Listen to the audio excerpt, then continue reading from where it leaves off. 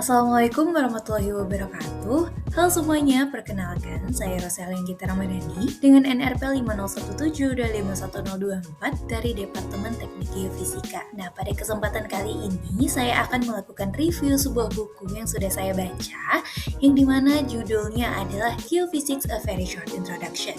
Nah, judul dari buku ini tuh cukup simple tapi isinya cukup padat dengan 157 halaman, tapi ini bisa cukup menjelaskan terkait dengan geofisika. Ini merupakan karya dari William Lowry, yang dimana ini adalah terbitan dari Oxford University Press dari serinya Very Short Introduction. Sebagai mahasiswa teknik geofisika, buku ini pastinya punya relevansi bagi saya. Buku ini cukup menjelaskan geofisika itu sebenarnya ngapain aja, dan sekian semester, di semester kedua saya kuliah, saya ingin melihat lebih ke depan terkait dengan geofisika ini metodenya apa saja. Dan ini cukup dirangkum di buku yang tebalnya hanya 157 halaman ini. Nah, buku ini itu terdiri dari 8 chapter dan juga ada chapter lanjutan dan juga indeks. Saya akan membahas setiap chapter satu persatu dan juga akan memberi analisis, dan juga di akhir saya akan memberi rating. Baik, langsung saja kita mulai. Chapter pertama, What is Geophysics? Nah, di chapter pertama itu adalah chapter yang memang sifatnya paling personal ya, paling membawa suatu pribadi seorang penulisnya.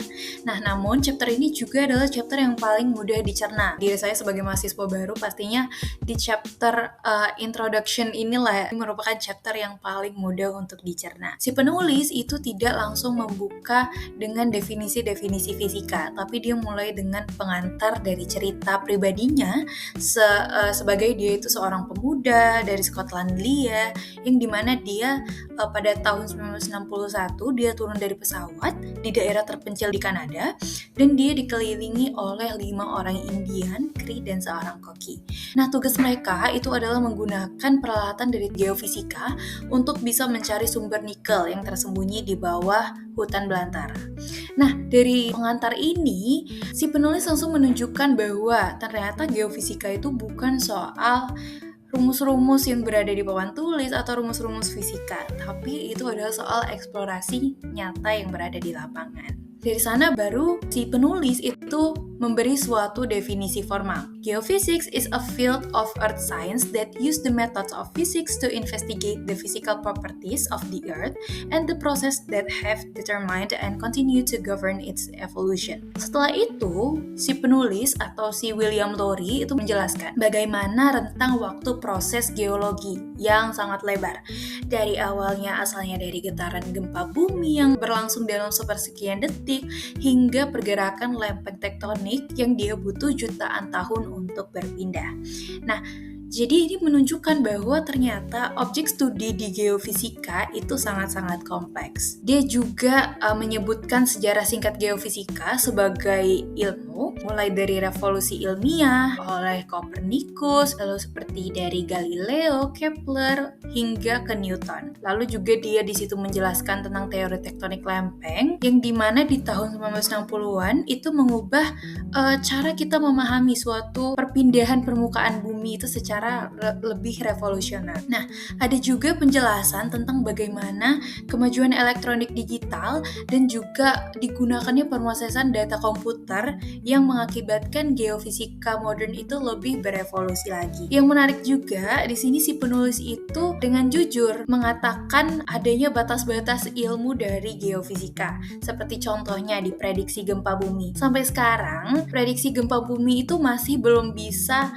benar-benar dilakukan dengan andal. Nah, meskipun sudah puluhan tahun diteliti secara intensif, namun karena sifat alam yang memang tidak bisa dikontrol, seperti eksperimen yang berada di laboratorium, sehingga memang di geofisika sendiri ada batas-batas ilmu yang sampai sekarang masih perlu diteliti lebih lanjut dan belum bisa ditemukan solusinya. Pada chapter pertama ini, itu fungsinya sebagai suatu jembatan penghubung ya antara pembaca yang sifatnya masih awam, seperti contohnya saya sebagai mahasiswa yang baru di dunia geofisika, yang ternyata ini menjembatani bahwa geofisika itu adalah ilmu yang kompleks. Pilihan penulis menurut saya itu cukup cerdas untuk menyampaikan atau menjembatani kisah ini, yang dimana dia juga memasukkan atau menginclude cerita dia. Jadi kita tidak hanya mendengar apa itu istilah geofisika, apa itu definisi geofisika, tapi kita juga bisa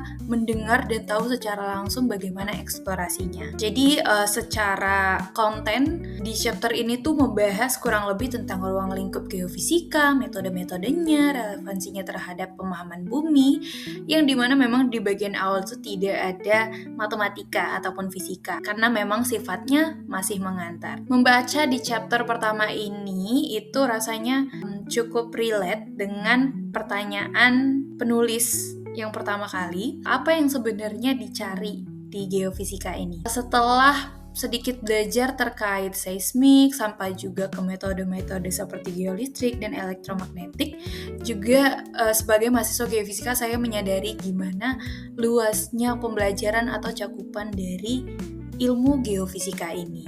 Nah, jadi di chapter ini itu membuat kita lebih menarik dan juga membuat kita penasaran terkait di chapter 2 sampai dengan chapter 8 itu isinya apa. Nah, satu hal juga yang saya suka dari chapter ini adalah bagaimana si penulis menempatkan dirinya di geofisika. Nah, jadi dia juga menjelaskan bagaimana tantangan yang ada di geofisika itu sendiri. Chapter 2, Planet Earth. Nah, di chapter 2 itu adalah chapter yang rasanya paling lebar cakupannya. Nah, si penulis, si Lowry, itu membawa kita dari asal-usul alam semesta hingga ke struktur internal bumi. Semua di dalam satu chapter, di chapter kedua ini. Awalnya, si penulis itu membuka dengan dua hukum fisika yang sifatnya fundamental, yang sifatnya sangat mendasar. Konservasi energi, hukum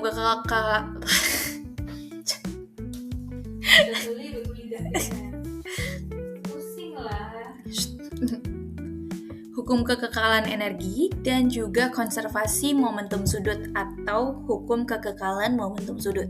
Kenapa dia membawa itu sebagai awal dari chapter 2 ini?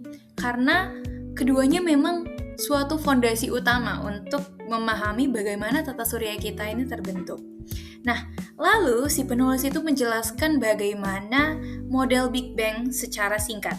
Nah, contohnya, seperti dia menjelaskan alam semesta itu lahir 13,8 miliar tahun lalu hidrogen dan helium terbentuk dalam menit-menit pertama, dan dari sana semua elemen lainnya itu tersusun. Tata surya sendiri itu terbentuk sekitar 4, miliar tahun lalu dari awan debu, lalu juga dia itu runtuh karena adanya gravitasi. Penjelasan tentang pembentukan bumi itu pastinya sangat-sangat menarik. Seperti planetesimal atau benda yang dia berukuran kilometer. Nah, dia tuh saling bertumbukan dan bergabung membentuk suatu protoplanet. Nah, lalu protoplanet yang ada itu kembali lagi bertabrakan hingga bumi itu terbentuk. Nah, bahkan juga di chapter 2 ini ada hipotesis bahwa bulan itu terbentuk karena bumi bertabrakan dengan sebuah planet. Planetnya itu berukuran seperti Mars. Nah, di masa awal-awal bumi itu terbentuk. Nah, dia menciptakan suatu serpihan yang akhirnya menjadi satelit alami kita, yaitu bulan. Yang paling penting secara geofisika itu di chapter 2 ini adalah penjelasan tentang diferensiasi. Jadi, gravitasi itu dia menyebabkan suatu unsur-unsur berat seperti besi atau Fe dan nikel Ni itu tenggelam ke inti bumi. Sementara unsur-unsur yang ringan seperti contohnya silika itu membentuk suatu mantel silikat yang berada di luar bumi dan juga kerak tipis yang terbentuk di permukaan. Nah, analogi yang dipakai oleh si penulis itu sangat-sangat berasa intuitif ya. Nah, bumi itu jadi bumi terlihat atau bisa digambarkan seperti suatu telur rebus yang dia masih lunak, lalu cangkang tipisnya itu adalah kerak bumi, sedangkan bagian putih yang padat itu adalah mantel, dan inti cairnya itu berada di dalam, atau yang dia bagian kuningnya itu di inti cairnya. Jadi seperti telur rebus yang masih lunak. Nah, di chapter 2 itu juga membahas tentang klasifikasi planet yang berada di tata surya. Contohnya ada yang dinamakan dengan planet terestrial, lalu juga ada yang dinamakan dengan planet raksasa. Nah, disebutkan juga bagaimana adanya distribusi massa dan juga momentum sudut yang dia tidak merata di dalam sistem tata surya, yang sampai sekarang juga masih menjadi teka-teki yang belum terjawab. Di bagian akhir di chapter 2 ini, penulis masuk ke suatu topik yang membahas tentang rotasi bumi, lalu juga ada yang dinamakan dengan presesi, dan juga ada notasi. Dibahas juga bagaimana distribusi massa yang berada di dalam atau distribusi massa yang internal itu memengaruhi momen inersia di bumi. Nah, ada pun juga penjelasan tentang pengurangan kecepatan rotasi dari bumi akibat dari pasang surut bulan, yaitu yang rasanya itu merupakan sesuatu yang tidak terlalu kita rasakan sehari-hari, tapi kita bisa mengukurnya ternyata secara menghitung atau menggunakan metode-metode geofisika. Jadi di chapter ini itu adalah chapter yang memang cukup padat karena dia itu konsepnya dari tata surya, dari kosmologi hingga ke bumi, hingga ke geodinamika dalam satu chapter. Nah, bagi saya seorang pembaca yang memang masih seorang mahasiswa baru geofisika, walaupun sudah mempelajari beberapa ilmu dari geofisika namun tidak terlalu mendalam, ini mungkin menjadi salah satu chapter yang melihatnya kayak wah, ini cukup kompleks. Nah, namun kembali lagi karena ini adalah study field saya, jadi rasanya semua topik yang berada di materi yang pernah saya bahas itu rasanya relate dengan yang ada di chapter 2 ini. Adapun yang saya suka dari si penulis menulis chapter 2 ini adalah dia itu tetap menggunakan analogi sehari-hari gitu. Jadi dia tidak selalu menggunakan isyarat-isyarat ilmiah. Jadi rasanya tetap mengantar. Jadi dia juga menjelaskan contoh dari momentum sudut, seperti contohnya ada figur skater yang dia itu berputar ketika tangannya dilebarkan maka akan menjadi lebih lama kecepatan berputarnya, namun ketika dia mengecilkan tangannya maka kecepatannya akan menjadi lebih tinggi. Nah, itu adalah suatu analogi yang memang cukup mengantar gitu, karena itu relate dengan kehidupan kita sehari-hari. Namun yang saya temukan kelemahannya dari chapter 2 ini adalah saya rasa transisi dari antar topik itu terlalu cepat. Big Bang itu langsung ke rotasi bumi, ke geodesi. Nah, rasanya agak terburu-buru walaupun tidak terlalu cepat, namun karena format dari very short introduction ini yang memang singkat, pastinya memang butuh penyingkatan untuk hal-hal yang jauh lebih luas. Tapi sebagai orang yang belum memiliki background tentang kosmologi, rasanya memang cukup terburu-buru dari kosmologi langsung kepada sistem bumi. Untuk refleksi saya sebagai seorang mahasiswa geofisika di chapter ini, memang di waktu awal itu di geofisika saya rasa kita memang wajib untuk belajar suatu fisika fundamental. Membuat saya berpikir, kenapa kita lebih memperbanyak belajar fisika fundamental sampai ke fisika listrik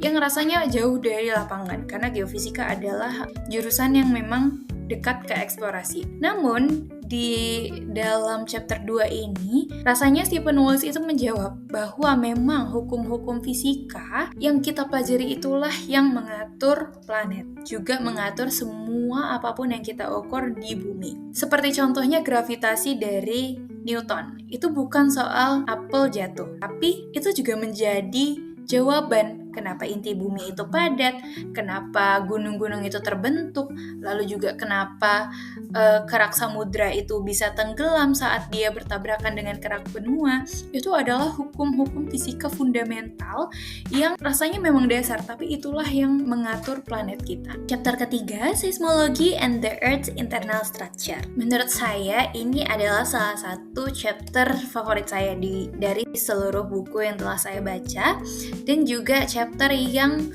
rasanya secara akademis itu paling mendalam dibanding dengan chapter lainnya. Pada chapter ketiga ini, si penulis itu memulai dengan suatu konsep bernamakan deformasi elastis, yaitu stress dan juga strain, yang dimana ini adalah suatu fondasi fisika di balik dari gelombang seismik. Hubungan antara si stress dan si strain itu menentukan apakah suatu material itu bisa kembali ke bentuk semula, plastis, atau akhirnya dia akan terdeformasi. Dari sana, si penulis itu memperkenalkan ada 4 jenis gelombang seismik, yaitu gelombang P, primary, yang dimana dia itu bergerak searah dengan rambat gelombang, seperti contohnya gelombang suara, dan dia bisa melewati cairan. Lalu ada gelombang S, yaitu yang dia bergerak tegak lurus dari arah rambat. Dia itu lebih lambat dari P-wave, dan dia tidak melewati cairan, karena cairan itu tidak memiliki shear strength. Dari sinilah si penulis membuktikan atau memberikan bukti bahwa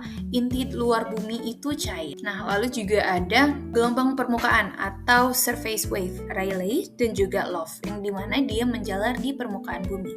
Kalau Rayleigh itu dia menggerakkan partikel dalam bidang vertikal, sementara Love wave itu dalam bidang horizontal. Pada chapter ketiga ini, si penulis itu membahas bagaimana adanya free oscillations atau osilasi bebas bumi, yaitu ketika gempa besar itu membuat seluruh planet bergetar atau berdering gitu ya, seperti bel, dengan periode sebanyak puluhan menit. Ini adalah suatu pengantar yang memberikan kita pemahaman bagaimana adanya distribusi densitas yang berada di dalam bumi. Bagian yang juga tidak kalah penting secara teknis itu adalah tentang ada refleksi, refraksi, dan juga ada difraksi gelombang seismik. Refraksi itu ketika dia dibelokkan, dengan kita bisa menganalisis pola datang gelombang. Di situ disebutkan bahwa ilmuwan itu bisa memetakan struktur interior. Jadi seperti kita menerawang yang berada di bawah bumi dengan menggunakan gelombang seismik ini. Lalu juga si penulis itu menjelaskan bagaimana analisis dari gelombang seismik bisa mengetahui bagaimana suatu struktur bumi yang berlapis. Itu ada kerak, ada mantel atas, mantel bawah, inti luar cair, inti dalam yang padat. Lalu juga ada yang dinamakan dengan batas Moho, yaitu batas antara kerak dan mantel.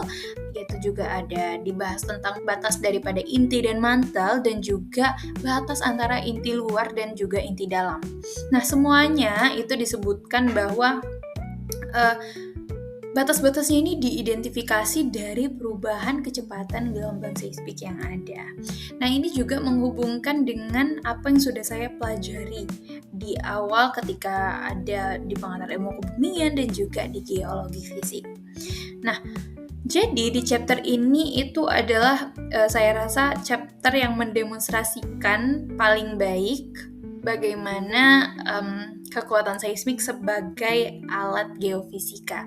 Saya rasa si penulis cukup menjelaskan, cukup dapat berhasil menjelaskan bagaimana seismologi itu bisa bekerja dengan logis dan dengan baik. Lalu juga di sini dia menjelaskan bagaimana S-wave itu tidak bisa melewati cairan. Lalu juga menjelaskan tentang shadow zone, yang dimana dia menjadi bukti bahwa inti luar bumi itu ternyata cair. Satu hal yang saya rasa kurang di chapter ketiga, mungkin belum ada ya diskusi tentang metode inversi seismik, yang dia tidak kalah penting juga bagi alat dalam geofisika modern, karena kan metode inversi itu adalah salah satu yang paling penting. Namun saya rasa juga ini adalah akibat dari pembahasan inversi yang sangat-sangat teknis untuk format buku yang memang didesain singkat, tapi saya rasa lebih baik jika penulis menyebutnya sekilas saja, agar pembaca yang masih awam itu memiliki kayak mereka agar pembaca yang masih awam itu setidaknya tahu terkait dengan metode inversi ini. Sebagai mahasiswa geofisika, saya rasa di chapter ini sangat-sangat membahas ya terkait dengan geofisika. Jadi sangat informatif terkait juga dengan metode seismik. Jadi saya rasa di chapter ini sangat padat menjelaskan. Membaca chapter ini tuh membuat saya melihat suatu gambaran besar yang bisa membuat saya melihat detail-detail teknis yang ada, yang juga sudah saya pelajari di kelas sebelumnya. Jadi seperti merecall apa yang sudah saya pelajari. Nah, yang paling buat saya berkesan itu adalah osilasi bebas dari bumi. Ternyata seluruh planet bumi itu bisa berosilasi seperti bel gitu dengan periode sampai dengan sekitar 50-an menit. Ini adalah suatu hal yang baru bagi saya, yang pertama kali saya baca dan juga membuat saya terkesan. Chapter keempat, Seismicity, The Restless Earth. Di chapter 4 itu membahas mengapa gempa bumi itu bisa terjadi dan apa dampaknya. Jadi si penulis lagi-lagi membuka dengan suatu cerita personal, cerita dirinya. Kali ini bagaimana dia merasakan suatu gempa kecil yang magnitudenya itu sekitar 4, sekian di sebuah desa di Inggris. Jadi model dari elastic rebound dijelaskan oleh si penulis ini dengan rinci. Bagaimana suatu tegangan tektonik itu menumpuk perlahan-lahan di sepanjang suatu sesar selama bertahun-tahun, bahkan juga dalam ratusan atau ribuan tahun.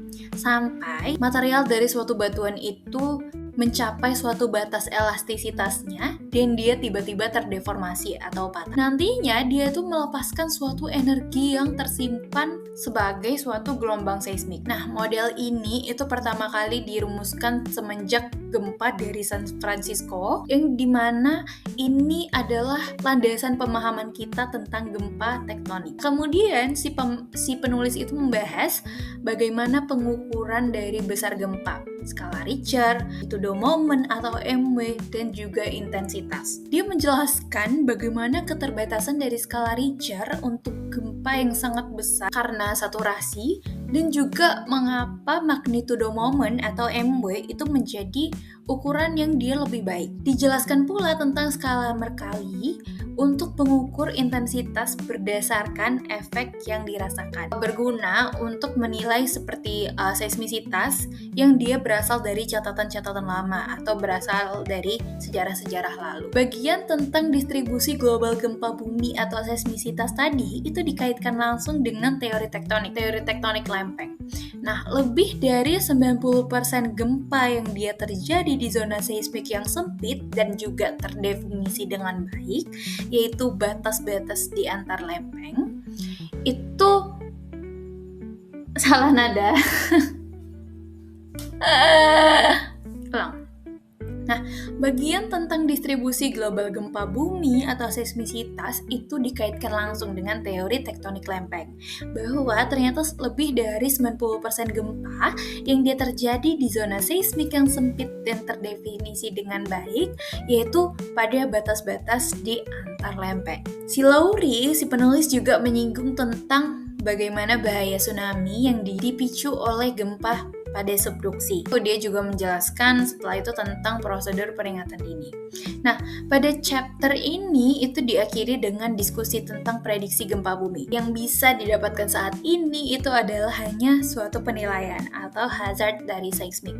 Nah, ini tuh dapat menentukan probabilitas terjadinya gempa di suatu wilayah dalam rentang waktu tertentu. Chapter ini itu memang sangat relevan secara sosial dan juga secara praktis, di mana Lowry itu bisa menjembatani suatu ilmu murni dengan aplikasinya yang paling langsung dirasakan, yaitu suatu gempa bumi yang rasanya memang paling merusak dan menewaskan banyak nyawa. Nah, satu hal yang saya anggap paling menarik juga di chapter ini adalah penekanan antara perbedaan magnitudo dan juga intensitas.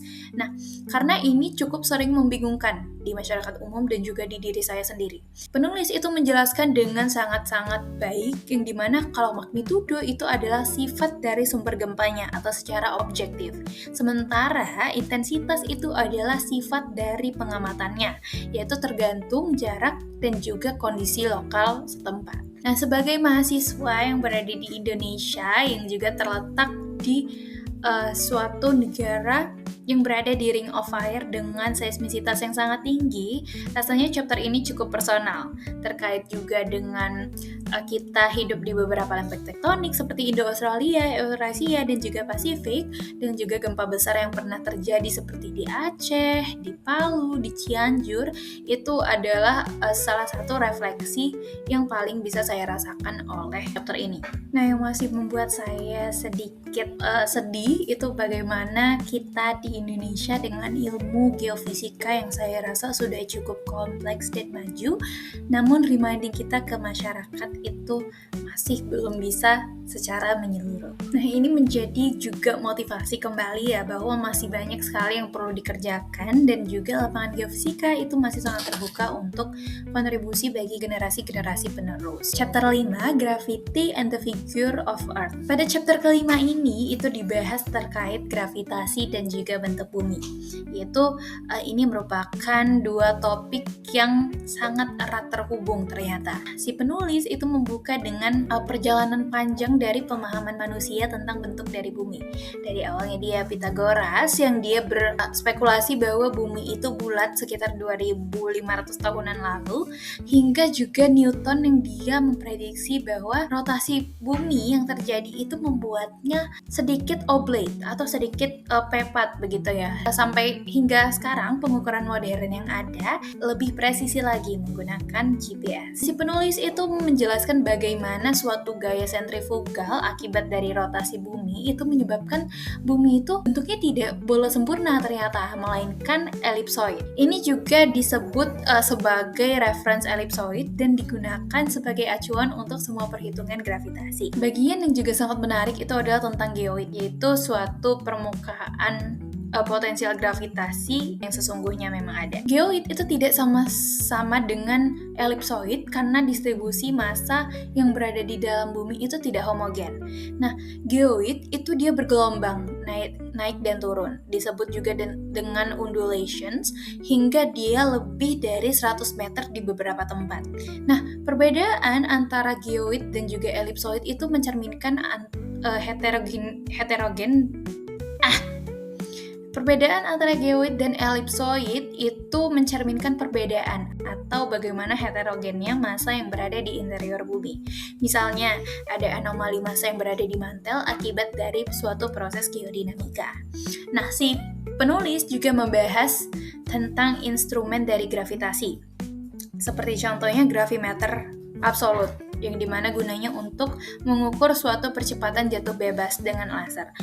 Adapun juga gravimeter relatif yang dia lebih sering atau lebih umum digunakan untuk survei di lapangan. Sensitivitas dari gravimeter yang berada zaman modern itu sangat jauh lebih kompleks atau lebih bagus karena dia bisa mendeteksi suatu perubahan gravitasi sekecil suatu nanogal atau 10⁹ ya cm per second kubik. Nah, setara dengan 1 triliun kali lebih kecil dibanding dengan gravitasi yang berada di permukaan normal. Nah, di bagian ini juga dibahas tentang adanya koreksi dari data gravitasi yang ada, yaitu ada free air correction, ada Boger correction, ada tidal correction atau koreksi pasang surut, dan juga ada koreksi isostasi. Setiap koreksi yang ada itu pastinya perlu untuk dilakukan agar memang anomali gravitasi yang terukur itu benar-benar mencerminkan suatu variasi dari densitas yang berada di bawah permukaan, bukan karena faktor dari topografinya ataupun dari geometri.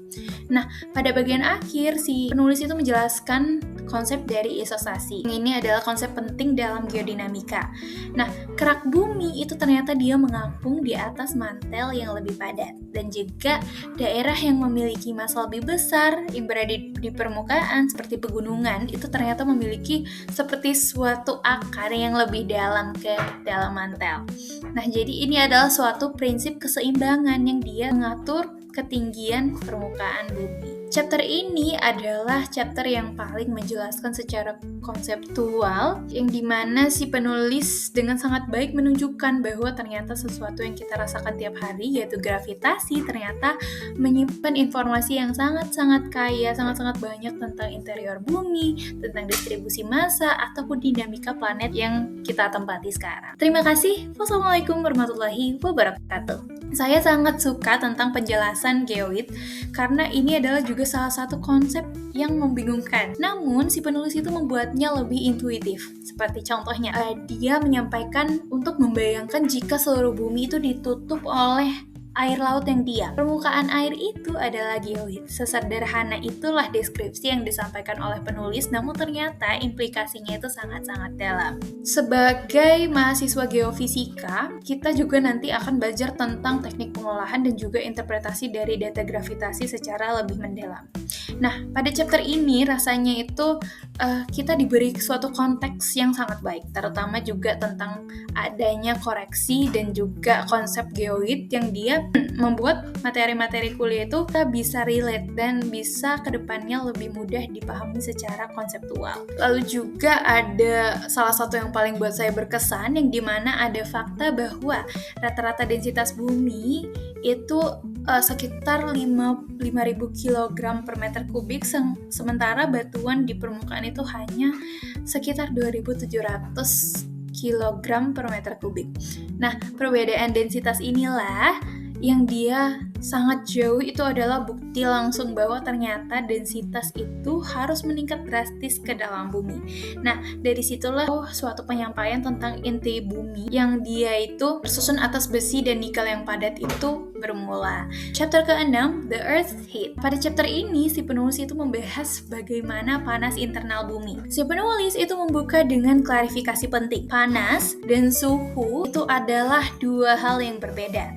Dan pemahaman tentang perbedaan keduanya ini itu sangat-sangat penting untuk diskusi yang lebih lanjut. Dua sumber utama panas bumi dijelaskan oleh si penulis. Yang pertama ada yang dinamakan dengan panas radioaktif. Dia asalnya dari peluruhan isotop, dari uranium, lalu juga ada thorium dan juga kalium. Dan juga ada yang dinamakan dengan panas primordial, yaitu sisa panas dari pembentukan bumi pada sisa-sisa miliaran tahun lalu. Nah, jadi proporsi dari kontribusi kedua sumber panas ini masih belum bisa diketahui secara pasti, tapi secara perdugaan itu masih sama besar. Nah, si penulis itu menjelaskan bahwa panas bumi itu adalah sumber energi terbesar yang berada di planet.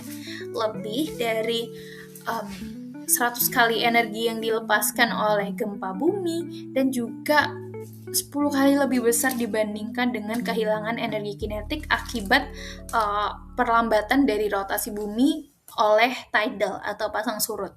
Nah, panas inilah yang menggerakkan tektonik lempeng dan juga menopang dinamo dari geomagnetik. Bagian tentang heat flow atau aliran panas pada chapter ini di berbagai lingkungan tektonik itu sangat-sangat informatif, yaitu ada disebutkan mid-oceanic ridge atau punggungan tengah samudra yang dia itu ternyata memiliki suatu aliran panas yang paling tinggi karena magma panasnya itu mengalir ke permukaan. Zona subduksi atau subduction zone itu memiliki aliran panas yang ternyata sangat rendah karena lempeng dingin itu menghujam ke dalam mantel panas.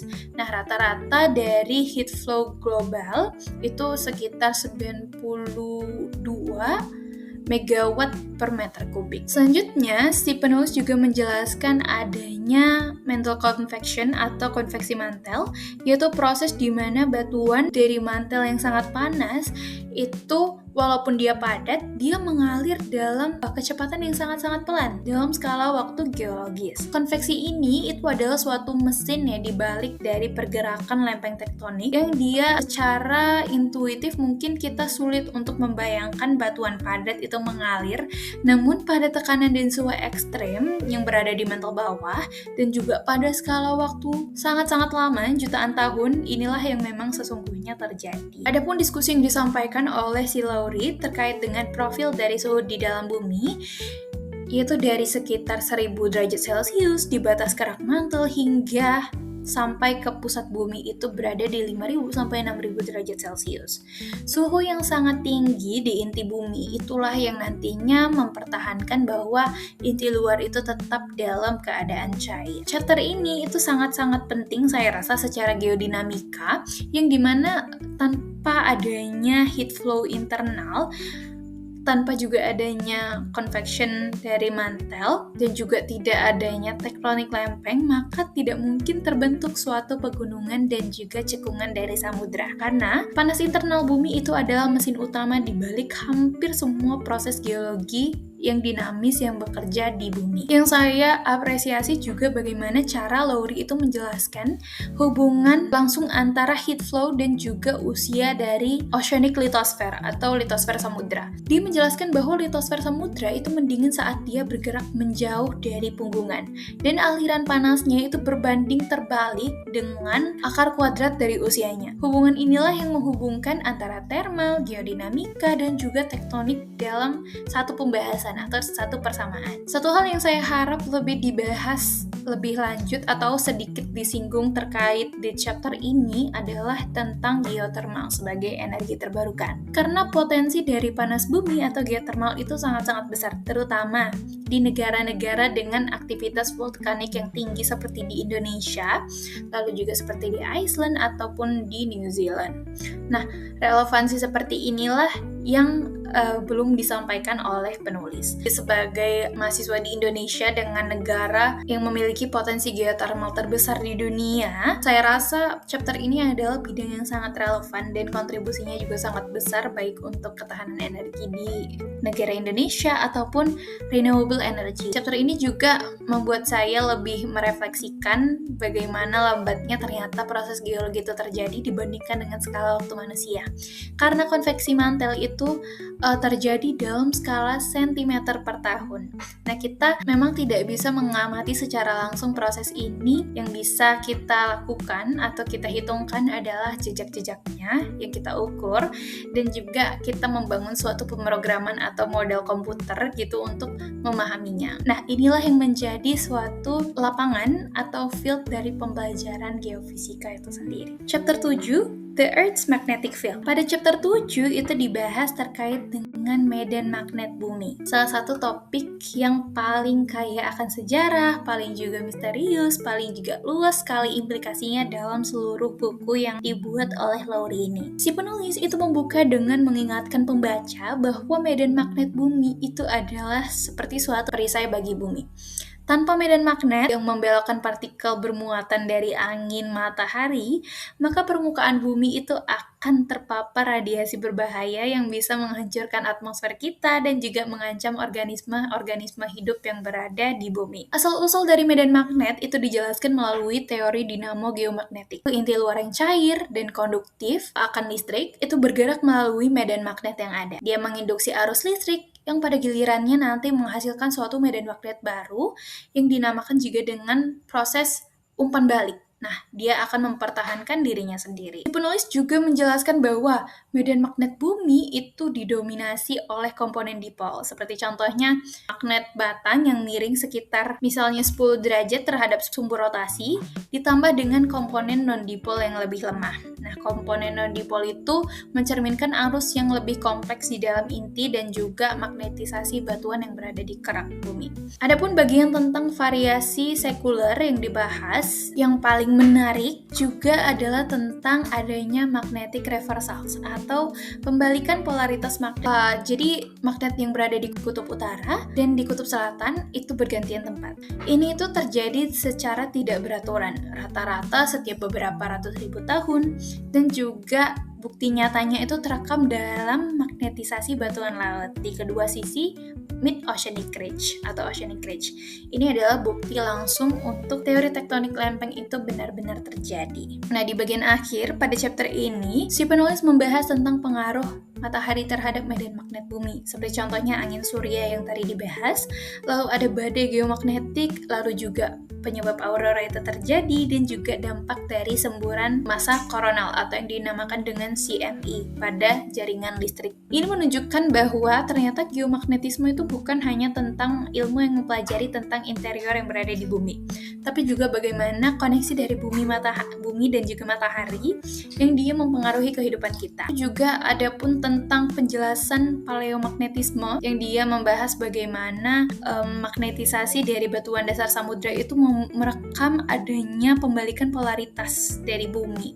Nah, ini adalah salah satu narasi ilmiah yang bagus yang pernah saya baca dan juga adalah contoh yang sangat mengantarkan bagaimana suatu pengukuran geofisika sederhana itu bisa memverifikasi suatu teori besar, seperti contohnya teori tektonik lempeng itu. Mungkin yang bisa dikembangkan dari chapter ini itu adalah bagaimana guna paleomagnetisme sebagai alat stratigrafi dan juga seperti rekonstruksi dari paleogeografi. Mungkin bisa sedikit dijelaskan bagaimana adanya magnetisasi batuan itu digunakan untuk merekonstruksi posisi dari benua yang berada di masa lampau. Nah, ini rasanya lebih relevan ya untuk eksplorasi sumber daya dan juga pemahaman dari sejarah. Dari seluruh chapter yang ada, ini adalah juga salah satu chapter yang membuat saya sadar tentang keterkaitan antara bidang di geofisika ini. Dari tadi medan magnet bumi yang dia menghubungkan inti cairan jauh lebih dalam dengan permukaan yang kita tinggali sekarang, lalu juga dengan matahari yang jutaan kilometer jauhnya, kita dapat memahami medan magnet bumi yang akhirnya kita juga dapat memahami bumi itu adalah suatu sistem yang ternyata utuh dan saling berhubungan satu sama lain. Chapter ke-8, Afterthoughts. Chapter terakhir ini adalah bagaimana refleksi si penulis tentang perjalanan geofisikanya sebagai suatu disiplin ilmu dan juga bagaimana proyeksi dari geofisika ini ke masa depan.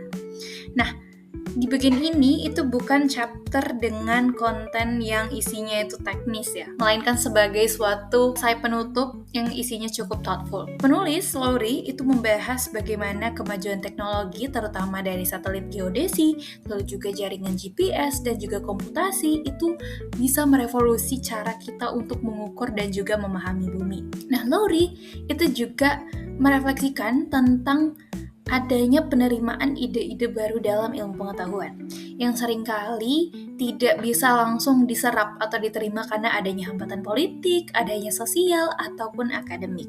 Dia itu mengambil contoh teori tektonik lempeng yang ternyata baru diterima luas itu ketika adanya pengeboran laut dalam yang dia membuktikan bahwa usia dari kerak samudra itu meningkat seiring jaraknya dari hubungan samudra. Nah, contoh lain juga adalah hipotesis tentang kepunahan massal akibat asteroid sekitar 60 juta tahun lalu yang akhirnya ternyata bisa diterima ketika suatu kawah ditemukan. Nah, pesan utama Lowry dari chapter ini itu adalah bahwa geofisika itu masih jauh dari kata final atau selesai.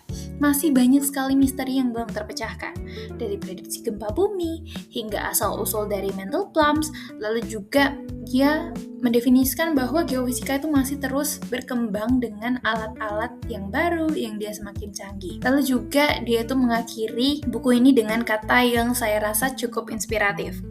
The process at work in the earth are complex and their causes are well hidden, but this provides each discipline of geophysics with interesting challenge to engage present and future generations of scientists. Saya rasa di chapter terakhir ini itu cukup pendek, tetapi penting. Lowry itu mengingatkan bahwa ilmu pengetahuan termasuk juga geofisika itu adalah proses yang tidak pernah selesai, karena kebenaran ilmiah itu seringkali harus berjuang melewati suatu percobaan yang belum bisa diterima secara langsung. Contohnya seperti tadi tektonik lempeng, hipotesis kepunahan, lalu juga kontroversi dari mental plums, itu adalah memang kasus yang nyata, yang dimana data lah yang mengambil kepercayaan dari masyarakat untuk memperkuat hipotesis besar yang dibuat oleh suatu peneliti.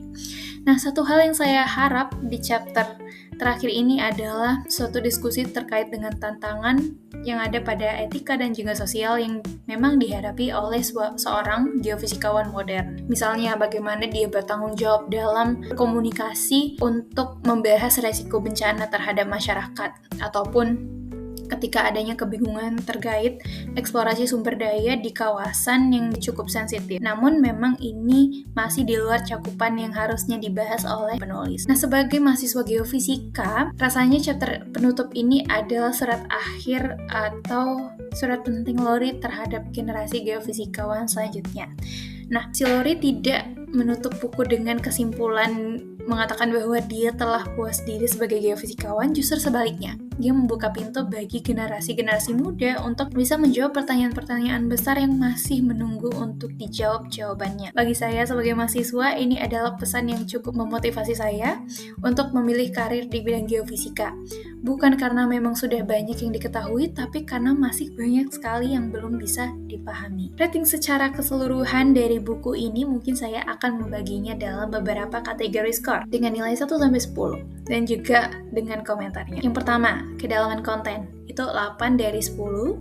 Saya rasa di buku ini sudah sangat padat untuk formatnya. Yang kedua, keterbacaan atau readability. 9 dari 10. Rasanya membaca ini mengalir sangat-sangat lancar dan juga penulis memberi analogi yang sangat-sangat bagus. Ketiga, kelengkapan topik. 7 dari 10. Beberapa subtopik yang saya rasa penting itu masih belum disentuh oleh penulis, seperti contohnya penyinggungan terkait geothermal tadi. Keempat, relevansi praktis. 7 dari 10. Saya rasa masih kurang membahas terkait dengan aplikasi modern. Selanjutnya, nilai untuk mahasiswa geofisika. 9 dari 10. Saya rasa ini sangat baik sebagai gambaran besar atau overview terkait dengan metode apa yang ingin kita pelajari ke depannya. Yang terakhir, nilai untuk pembaca awam atau umum 8 dari 10. Saya rasa ini cukup aksesibel dengan background-nya itu dia mengantarkannya dengan fisika-fisika fundamental atau fisika-fisika dasar. Rating keseluruhannya yaitu 8,2 dari 10. Sedikit analisis akhir terkait dengan kelebihan dan kekurangan yang bisa saya sampaikan terkait dari buku ini.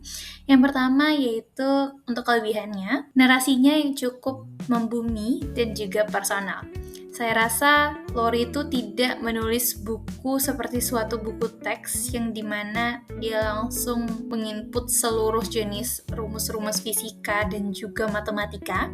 Namun dia menulis seperti memang dia seorang ilmuwan yang memiliki banyak pengalaman hidup. Jadi saya rasa setiap kata yang dia pilih, naratifnya itu sangat-sangat efektif dan juga saya rasa cukup jarang ditemukan di buku-buku sains yang lebih populer. Yang kedua, konsisten dalam penggunaan analogi. Dari awal terkait dengan figur scatter sampai dengan dia membahas bagaimana contoh struktur internal bumi berupa telur rebus lunak, saya rasa analoginya itu selalu tepat dan juga dia mempermudah bayangan kita terkait dengan konsep yang memang jauh lebih abstrak. Yang ketiga, jujur tentang keterbatasan ilmu yang ada. Justru kejujuran ini saya rasa membuat buku ini jauh lebih bernilai karena menggambarkan memang bahwa ilmu pengetahuan itu tidak ada batasnya. Memang ada batas-batas yang belum bisa dijawab oleh ilmu pengetahuan. Yang keempat yaitu koneksi antar topik. Meskipun setiap chapter itu berdiri sendiri, namun si penulis itu secara konsisten menghubungkan antar topik dari gravitasi dengan struktur internal, dari panas dengan tektonik lempeng, lalu juga dengan adanya medan magnet dengan inti cair. Itu menggambarkan bahwa ternyata geofisika itu adalah disiplin ilmu yang dia saling berintegrasi satu sama lain, bukan hanya topik terpisah-pisah. Ternyata dia bergabung satu sama lain. Yang kelima, yaitu dia ringkas tanpa menghilangkan substansinya. Dalam 157 halaman yang ada, saya rasa si penulis berhasil untuk menggambarkan 7 bidang utama geofisika dengan kedalaman yang dia cukup untuk memberikan pemahaman dasar yang nyata. Saya rasa ini adalah suatu cara penyampaian yang tidak mudah, terutama bagi pembaca yang masih awam. Sedikit overview tentang kekurangannya. Yang pertama itu adalah minimnya pembahasan tentang geofisika terapan. Nah, saya rasa eksplorasi seperti migas, mineral, geothermal itu hanya disebut sekilas saja ataupun ada beberapa yang tidak dibahas sama sekali. Padahal sebagian besar lapangan pekerjaan kan justru pada di bidang-bidang yang disebutkan tadi. Yang kedua itu kurang update pada beberapa topik. Nah, buku ini itu kan diterbitkan pada 2014 ya, yaitu pada edisi yang saya baca ya. Nah, beberapa perkembangan penting yang memang sudah ada seperti contohnya machine learning, lalu juga adanya deteksi gempa berbasis AI gitu ya. Lalu yang keempat itu, yang ketiga itu ada ilustrasi yang terbatas. Nah, untuk topik yang sangat-sangat visual seperti contohnya struktur bumi, lalu juga ada gelombang seismik, anomali gravitasi, saya rasa gambar yang berada di buku itu cukup sedikit. Namun kembali lagi terkait dengan singkatnya buku ini. Lalu yang terakhir itu saya rasa di chapter ke-8 itu terlalu pendek. Ya, hanya beberapa halaman rasanya kurang proporsional untuk seukuran penutup buku. Jadi saya rasa di chapter 8 itu masih bisa dikembangkan terkait dengan masa depan geofisika, teknologi baru, ataupun tantangan yang bisa dihadapi oleh generasi berikutnya. Nah, sedikit refleksi untuk saya sendiri sebagai mahasiswa teknik geofisika, saya sadar bahwa ternyata buku ini tuh berubah ya, tergantung pada seberapa tinggi tahap studi kita. Waktu pertama membaca, buku ini memberi saya gambaran yang sangat besar, yang sangat saya butuhkan. Seperti, inilah yang ternyata dipelajari seorang geofisikawan. Lalu setelah saya remind kembali ke beberapa semester yang sudah saya pelajari, ke semester 1 lalu juga sedikit overview dari semester 2, ternyata ada detail-detail teknis yang telah saya pelajari, itu dijelaskan dengan konteks yang lebih luas lagi. Sekarang saya rasa buku ini kedepannya dapat bersifat sebagai suatu cermin, yang dia itu dapat merimain kita kembali ke bidang yang sudah kita pelajari atau ke sedikit pelajaran yang sudah kita dalami sebelumnya. Dengan menceritakan dengan pengalaman sehari-hari, lalu juga merimanya, ini dapat menjadi suatu cermin untuk kita melihat kembali. Bagi siapapun yang tertarik dengan bumi, saya rasa buku ini adalah suatu poin masuk yang sangat baik, yang dimana buku ini memang tidak menjanjikan adanya jawaban dari semua pertanyaan yang ada, tapi dia menunjukkan bahwa pertanyaan-pertanyaan yang masih menunggu untuk dijawab itu bisa dikembangkan lagi ke depannya. Nah, mungkin itulah kurang lebih yang bisa saya sampaikan terkait dengan pembahasan buku Geophysics A Very Short Introduction, juga bagaimana ini relate dengan saya sebagai mahasiswa teknik geofisika. Kurang lebih, apabila ada salah kata yang saya sampaikan ataupun yang menyinggung, saya mohon maaf. Terima kasih. Wassalamualaikum warahmatullahi wabarakatuh.